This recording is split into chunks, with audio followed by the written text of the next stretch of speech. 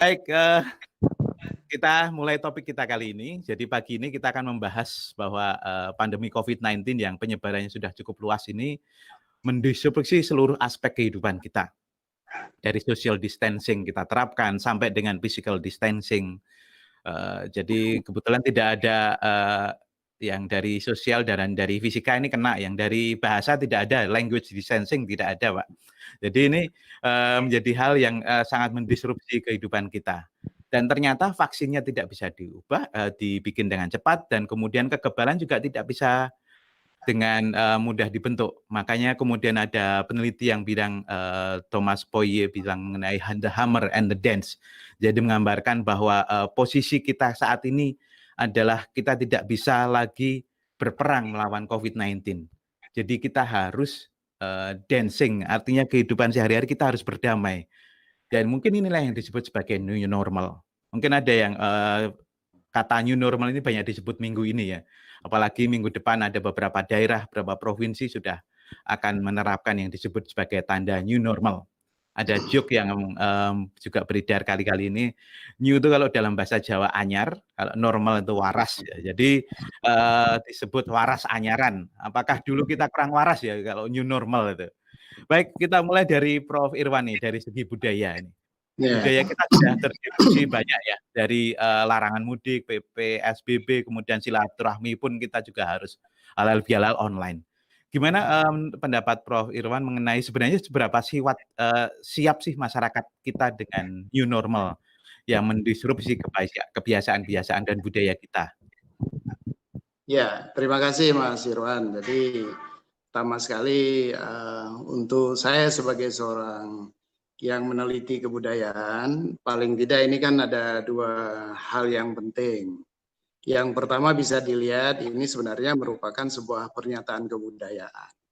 Jadi pernyataan kebudayaan itu maksudnya bahwa adanya COVID-19 ini merupakan sebuah pertanyaan besar tentang seberapa kuatnya kebudayaan kita. Termasuk nanti kalau kita masuk ke new normal, apakah kebudayaan kita itu cukup elastis, punya resilience yang kuat, sehingga memang bisa mengiringi dan juga mendampingi masyarakat ini untuk masuk ke new normal. Gitu ya.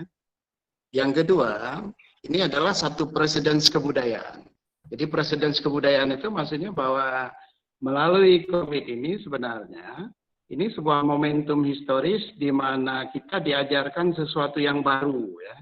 Jadi sesuatu yang baru apa? Ternyata mudik itu tidak perlu disakralkan. Artinya mudik itu nanti lebih fungsional gitu ya, lebih situasional. Kemudian juga kebudayaan-kebudayaan yang lain, kebudayaan berkumpul, karena orang Indonesia kan kuat sekali ya berkumpul, termasuk sampai kepada yang ekstrim itu sholat berjamaah misalnya. Jadi artinya ini mengajarkan kita toleransi yang luar biasa, ya. Mengajarkan kita juga untuk menguatkan ikatan-ikatan sosial. Nah kembali kepada pernyataan Mas Irwan tadi, bahwa sebenarnya COVID ini kan hanya dari sudut kesehatan tidak bisa dilawan dalam arti bahwa itu sudah ada yang konstan ya. Jadi vaksin belum ditemukan, tingkat kematiannya jelas, dan kelompok-kelompok vulnerable itu juga jelas. Sehingga disitulah sebenarnya peluang kebudayaan. Jadi hari ini kalau kita mau meningkatkan imunitas tubuh, itu jalannya adalah jalan sosial budaya. Jadi family ya, kekuatan-kekuatan di dalam masyarakat dan keluarga, jadi caring. Yang kita nggak punya hari ini untuk mendampingi masyarakat untuk ke new normal itu adalah caring society. Jadi in care of the society. Nah masyarakat kita harus kita ajarkan ya, jangan ada stigma bahwa orang yang kena COVID atau yang masih ODP itu sudah disingkirkan sampai ya, menempatkan dia sebagai tertuduh yang menakutkan, dan itu menghancurkan imunitas tubuh gitu loh. Nah disinilah sebenarnya tantangan sosial budaya, tantangan kebudayaan untuk mendampingi masyarakat kita supaya kuat untuk masuk ke dalam satu tahap new normal. Itu dulu saya kira Mas Irwan. Ya, baik Prof. Irwan, menarik sekali pernyataan terakhir mengenai caring society. Lanjut ke Prof. Irwan lagi, kembali ke situ. Bahwa tindakan timbal balik itu bagaimana sebenarnya harus diterapkan secara budaya. Tentu saja berbeda dengan kalau di Jepang ya. Penanaman budaya itu dari kecil, disiplin. Nah ini di sini tindakan pemerintah yang pertama nih tadi yang mengacu yang Pak Nofri sampaikan harus timbal balik. Tetapi di sini yang disampaikan pertama adalah pendisiplinan diri. Sebenarnya harusnya bagaimana nih Prof. Strategi kita untuk menuju ke new normal dari segi budaya? Iya, jadi itu menarik sekali tadi disampaikan ya Pak Nufri dan juga Pak Nazib. Ini soal timbal balik ini kan begini. Kalau kita buat observasi yang empiris yang terjadi di dalam masyarakat kita, maka kita harus melihat ada ruang-ruang yang tidak bisa dikuasai, gitu ya. Jadi ada ruang-ruang kosong yang sebenarnya tidak bisa dimasuki. Sehingga itu yang terjadi walaupun sudah dilarang ke masjid, di pari-pari orang lompat pagar masuk masjid lewat belakang gitu ya. Sudah dilarang Jumatan, dilarang untuk tarawih itu susah ya. Di mana-mana kita lihat juga kemarin Idul Fitri itu sebuah bukti bahwa sebenarnya timbal balik itu belum terjadi ya. Itu ya Pak Nofri ya, kalau kita lihat kan belum terjadi timbal balik itu. Nah, jadi oleh karena itu memang saya pikir ada dua fakta yang perlu kita lihat itu. Dua fakta yang saya agak mundur sedikit ke belakang. Jadi sebenarnya kan ada yang menarik. Ada yang menarik begini. Yang pertama bahwa tingkat infeksi COVID kita itu cuma 0,008 ya. Jadi 0,008% itu yang terinfeksi. Jadi kecil sekali kalau dibandingkan dari jumlah penduduk itu yang terinfeksi COVID ya, yang dinyatakan positif itu kecil sekali. Tapi pertanyaan besarnya adalah mengapa persoalan yang kecil itu cukup untuk menghantui 267 juta penduduk gitu ya. Nah, ini harus kita lihat satu fakta itu. Yang kedua kalau kita lihat mengapa berbagai peristiwa secara empiris kalau saya lihat dari penelitian-penelitian yang kami sedang lakukan, satu orang terinfeksi positif COVID di rumah itu bisa menghancurkan satu keluarga. Satu orang di desa yang terkena positif, bahkan kadang-kadang baru ODP gitu, itu sudah bisa mengacaukan pertahanan satu desa. Yang dulu kita bilang desa itu solid, ya, harmoni, saling menjaga, itu runtuh itu. Inilah yang saya bilang tadi, ini sebuah pernyataan tentang kebudayaan. Seberapa kuat sebenarnya daya tahan kita. Jadi hari ini kalau kita bilang daya tahan imunitas tubuh, itu ada pada fondasi kebudayaan. Ini yang harus kita bangun kembali gitu ya. Nah, yang terkait dengan new normal tadi, jadi ini tantangan kita itu tadi tantangan besarnya yang pertama. Dengan kata lain saya ingin mengatakan bahwa coba kita bisa nggak lebih rileks, lebih tenang, supaya imunitas tubuh kita baik. Nah itu membutuhkan sebuah mekanisme kultural untuk membuat kita cukup siap gitu ya menghadapi wabah atau krisis semacam ini. Nah dari sudut new normal tadi, bagi saya new normal ini harus kita definisikan secara lebih seksama ya. Jadi new normal itu bukanlah sesuatu yang normal. Tapi untuk saya itu new normal itu new abnormal gitu ya. Nah, jadi new abnormal itu bukan abnormal pakai AB ya. Tapi pakai UP. Jadi abnormal. Karena apa? Sekarang kita hidup itu kan pada tataran mainstream.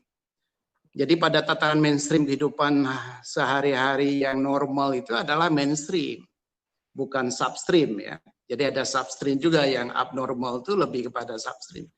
Tapi new normal kita itu yang akan hadir adalah new abnormal. Maksudnya abnormal itu kita mainnya di upstream. Nah, salah satu tandanya apa?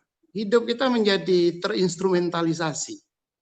Jadi seperti sekarang ini kita udah mulai kuliah dengan Zoom, ya, dengan Google Meet, Seminar di mana-mana berjalan terus, mulai normal. Seminar ini mulai normal, kita mulai setiap hari ada seminar. Tapi itulah new normal. Kenapa? New normal yang berbasis pada abnormal. Jadi upstream, kita main pada new technology, new consciousness. Jadi yang saya maksud abnormal itu adalah di atasnya normal. Bukan normal seperti normal biasa. Kita menggunakan new technology dengan kesadaran baru dan juga dengan kesiapan-kesiapan baru. Nah, inilah pertanyaan kebudayaan yang besar. Apakah kebudayaan-kebudayaan kita cukup kuat, cukup tahan untuk memfasilitasi ya, perkembangan-perkembangan ke depan yang membuat kita sebenarnya lebih maju gitu ya. Ikatan-ikatan sosial kita sedang ditantang untuk menjadi lebih kuat supaya peradaban ini bisa kita pelihara. Karena kalau kita lihat pada bencana misalnya, ambillah bencana pada tahun 1918 yang Jawa juga heboh gitu ya pada masa itu sebuah tantangan peradaban. Belum lagi misalnya pada kita lihat pada 1537 ya, bencana besar yang 50 juta orang meninggal. Itu ancaman peradaban. Nah, jadi sekarang ini dengan wabah yang kita hadapi sekarang ini itu sangat membutuhkan satu kekuatan kultural untuk mendampingi kekuatan-kekuatan negara tadi. Jadi disinilah sebenarnya korespondensinya. Ya. Jadi timbal balik yang disampaikan Pak Nofri tadi, disinilah sebenarnya harus kita bangun. Nah, jadi hari ini membangun kekuatan masyarakat, tentu saja itu membutuhkan pemahaman-pemahaman atas potensi-potensi masyarakat yang bisa diubah menjadi energi nasional yang memungkinkan kita untuk secara cepat dan sustainable itu mengatasi persoalan-persoalan wabah yang sedang terjadi. Kenapa? Dalam berbagai sejarah yang saya baca seperti 1918 dan juga di Wuhan yang baru terjadi ini, itu ada rebound. Ya. 1918 misalnya bulan Oktober itu rebound. Jadi kita hati-hati nih. Jangan sampai lepas secara kultural, sosiokultural kita tidak jaga seolah-olah mau normal, tapi nanti ada rebound. Dan itu bencana yang kedua akan datang. Ini teman-teman yang menjadi peneliti dan pemikir ilmu sosial ini, saya kira ada tantangan yang sangat besar untuk bisa memberikan satu kecerdasan baru di dalam satu praktek penanggulangan apa yang sedang kita hadapi. Saya kira di situ, Mas Irwan. Baik. Terima kasih Prof. Irwan. Penekanan yang menarik sekali mengenai rebounds dan the dance. Tadi melanjutkan yang disampaikan bahwa Prof. Irwan tadi kesadaran baru yang cukup kuat di Indonesia sepertinya perlu pendisiplinan diri. Ya, itu langkah yang minggu ini 2 minggu ini sepertinya. Lanjut ke Prof. Irwan. Tadi tantangan new normal tadi kan kita harus menciptakan sebenarnya caring society yang tadi Pak Nofri bilang ini peran perempuan sangat luar biasa untuk mendamaikan kita dengan COVID. Sebenarnya bagaimana ini, seberapa cepat nih masyarakat ini bisa menyesuaikan dari segi budaya ini, Prof. Irwan? Iya, saya kira itu pertanyaan besar kita hari ini ya, membawa masyarakat untuk bisa punya kesadaran yang tadi sudah disampaikan. Jadi ini harus kita baca sebagai satu civilizing process ya. Kalau kita pakai konsepnya Norbert Elias, ini kan satu civilizing process. Jadi membangun sebuah peradaban, karena dari normal tadi, ya, new normal itu adalah sebuah peradaban baru yang harus terbentuk. Ya. Tadi Mas Najib juga sudah menegaskan itu, bahwa kita tidak lagi pada normal lama, tapi new normal itu yang saya sebut sebagai abnormal tadi, dengan kesadaran-kesadaran baru akan teknologi yang dulu dipaksakan aja kita nggak mau, tetapi sekarang ya, udah kondisinya udah harus kita ambil kan. Nah ini akhirnya membuat kita terdisiplinkan, mungkin bukan pendisiplinan ya, nanti pakai Foucault, disiplin Foucault, itu ada panoptikon dan sebagainya. Tapi ini adalah sebuah momentum historis, di mana kita lihat secara alami kita beradaptasi mungkin harus kita buka mata juga dengan kreativitas-kreativitas yang muncul di dalam dunia kuliner, ya, sistem distribusi baru, kemudian juga dunia seni yang orang juga mengembangkan, turisme yang nggak usah secara fisik orang mengunjungi satu tempat, tapi sudah dikomposisikan melalui juga teknologi tadi berbasis. Itu yang saya maksud dengan instrumentalisasi tadi itu ya. Nah, jadi apa yang penting di sini? Yang penting di sini ini adalah bagaimana mengubah situasi krisis semacam ini, mengubah dari the losers menjadi the winners gitu. Jadi masyarakat kita ini jangan berhenti sebagai the losers. Artinya apa? Mengeluh, menjerit, bahkan menangis sampai bunuh diri dan sebagainya ini. Nah, ini kan butuh sebuah transformasi sosial budaya ya untuk menjadikan mereka sebagai the winners. Nah, apa yang kita butuhkan hari ini dengan tadi timbal balik, korespondensi, kolaborasi yang harus dibangun antara state dan society, itu adalah yang sangat kita butuhkan sebuah energi nasional gitu. Jadi bagaimana mengakumulasi energi kita yang ada di etnis-etnis tadi, ya disampaikan Mas Nopri tadi, etnis kita yang begitu banyak dengan kebudayaan yang begitu banyak, itu diaransemen menjadi energi nasional yang menjadi kekuatan besar bangsa ini untuk fighting COVID. Dan kita akan keluar sebagai pemenang. Dan dengan demikian transformasi yang dibayangkan Mas Najib akan tercapai gitu ya. Nah, oleh karena itu saya ingin menyebut yang untuk sampai ke sana itu harus ada pembelaan-pembelaan.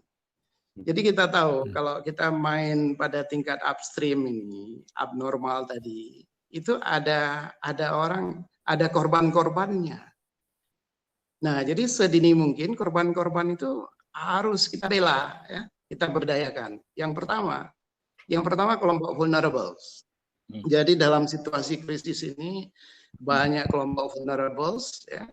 Ya, kalau vulnerables secara demografis jelas ya, lansia, termasuk juga anak-anak ya, yang perlu dibela, yang hari ini dia tidak tahu apa-apa tadi mengalami akibat-akibatnya gitu ya.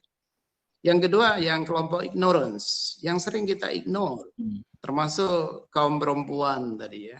Perempuan bahkan di dalam komunitas-komunitas pinggiran ya. Semakin kehidupan kaum perempuan semakin ignorant ya. Ini yang saya kira harus dibela. Dan yang ketiga kelompok yang mengalami disorientation. Jadi hari ini orang yang di PHK, yang mengalami panik, yang mengalami depresi, ini saya kira harus dibela. Dan yang keempat adalah powerless.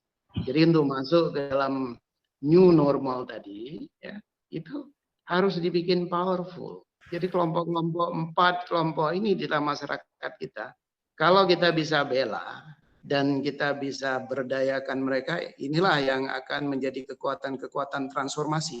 Kalau tidak, transformasi kita gembos lagi gitu loh.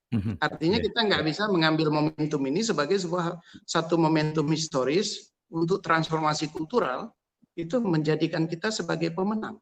Karena setiap krisis itu ada the losers dan ada the winners. Tapi bagaimana instrumen yang kita miliki pada tingkat negara, pada tingkat masyarakat, ya, melalui berbagai proses mediasi, itu bisa mengubah itu.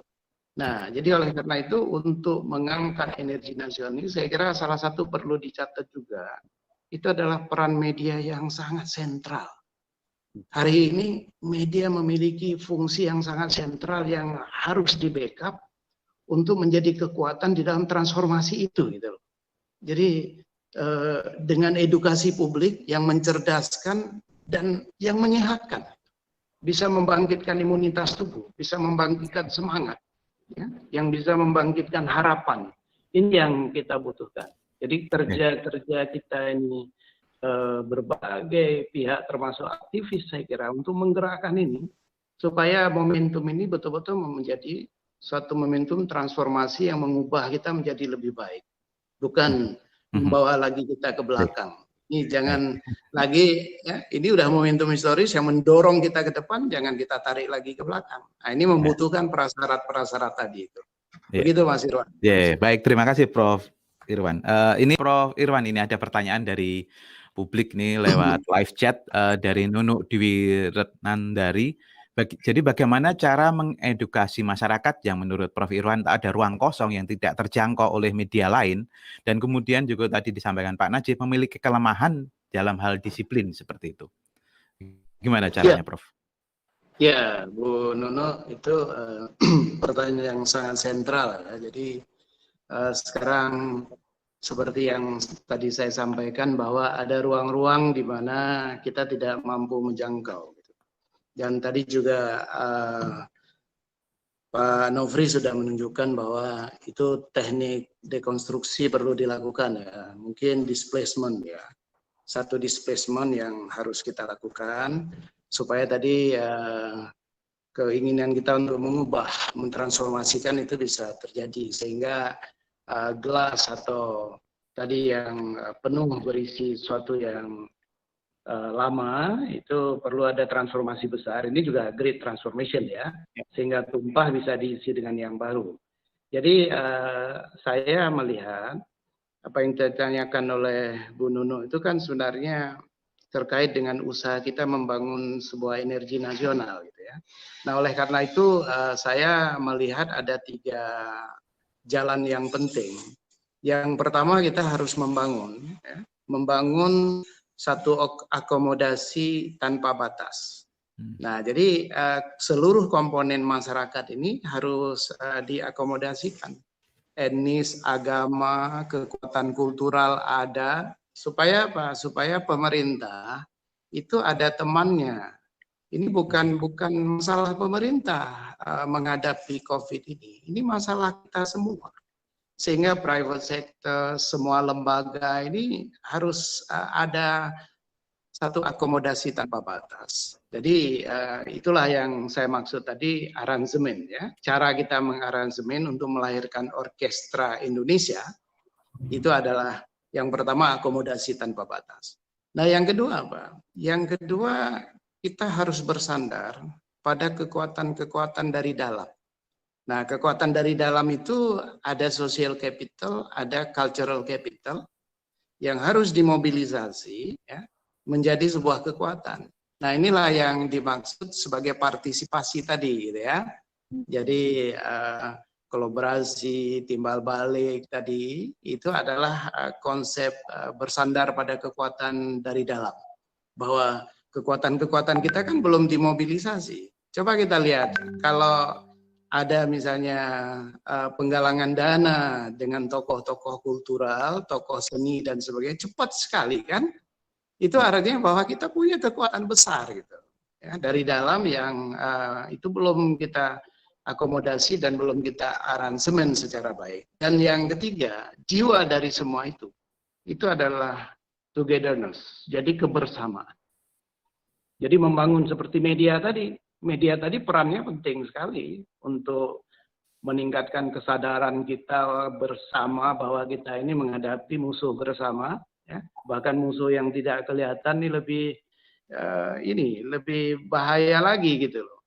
Ya, oleh karena itu kekuatan bersama ini, kebersamaan kan sudah diajarkan dari kita harus di rumah supaya bisa bersama, kita harus lockdown di desa, di kampung kita supaya kita membangun kebersamaan. Ini saya kira momentum yang harus diambil. Nah, jadi kalau 3 mekanisme ini kita jalan dengan baik, kita jalankan dengan baik, kita bisa mengaransemen sebuah orkestra nasional yang bisa melahirkan satu energi nasional untuk menghadapi krisis yang tidak lagi menjadi masalah.